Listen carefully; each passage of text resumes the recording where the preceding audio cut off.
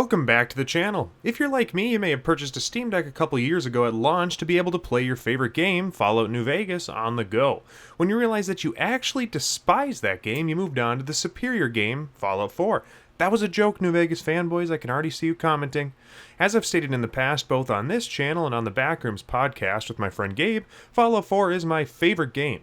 Personally, I really don't like New Vegas, so when Valve announced that they were releasing the Steam Deck a couple years ago, I was pretty excited because that meant I'd be able to play Fallout 4 on the go.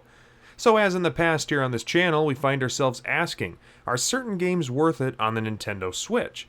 Well, Nintendo never released a Fallout game on that console, so the Steam Deck has essentially dethroned it in my eyes.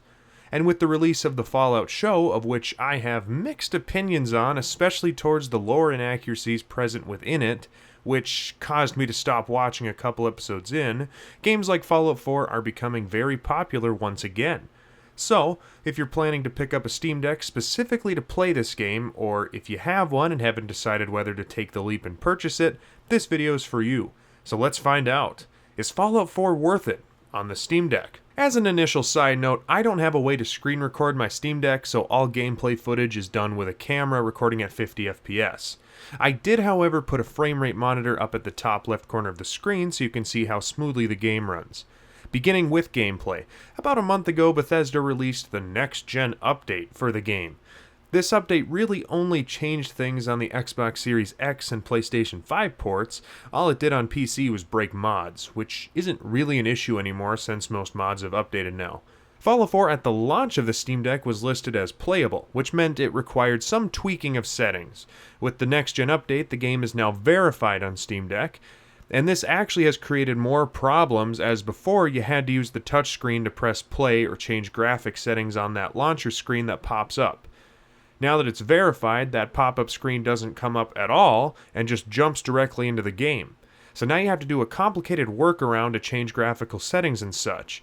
But once you get into the game, the frame rate is good and the controls are exactly the same as if you were playing on a console or using a controller on a PC.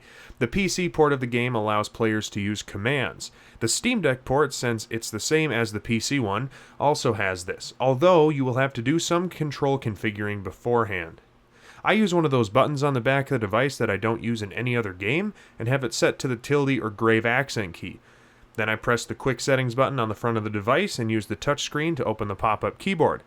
Then I use one of those other buttons on the back for the enter key, and as a result, commands are possible in this port. While this does take a lot of work and configuring, it makes the game better because this is a Bethesda game and sometimes quests don't work like they should, so it's nice to be able to fix them via commands like you would on a PC. At times, the on-screen text gets a little hard to read since, as I've stated several times through this video, this is the PC port, so on-screen text will be the same size no matter what your screen size is, and there's no way to make this bigger, which is unfortunate. Honestly, the biggest surprise to me throughout my experience playing this game on this device is how smooth it runs. For example, the Xbox One port had frame rate and loading time issues, the game ran choppy and loading into buildings and fast traveling took almost a minute at times. These two issues for the most part are not present on the deck, which is great. However, certain areas of the map will drop the frame rate a bit. For example, if you have a really built-up settlement, the frame rate will hover around 40 to 50 FPS, and the same goes for Diamond City, which sits at around 48. And finally, that one area of downtown Boston still tanks the frame rate, but not nearly as much as it did on other consoles. Touching back on mods a bit, Vortex, the mod manager software for PC, is unavailable on the base deck, so mods like the script extender and high FPS physics fix mods are out. I'm sure there is a way to install the manager through the Linux desktop mode that's available on the deck, but I'm too lazy to try to figure it out. And hey, the game runs fine, and the mods I installed through the game's own manager still work post-next-gen updates, so whatever.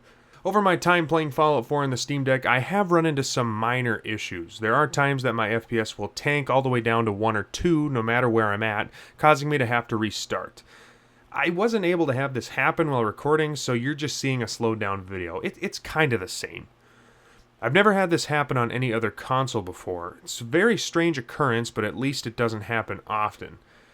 I would guess around every 2 hours of gameplay, but the game has to be running constantly, and in most cases the Steam Deck only lasts 2 hours playing on this game. Other times the game will flat out freeze and crash, but this is a normal issue in all Bethesda games. Other positives regarding this port: some people, myself included, before purchasing the console were worried that the deck would be tied to online only.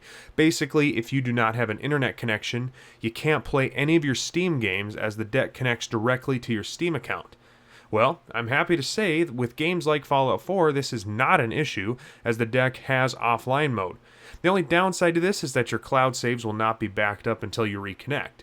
But to me, that's irrelevant. I bought this to play the game on the go without having to worry about internet speeds and connection issues. It's pretty easy to simply go online for a few minutes, have the cloud back up your saves, and then go back offline again.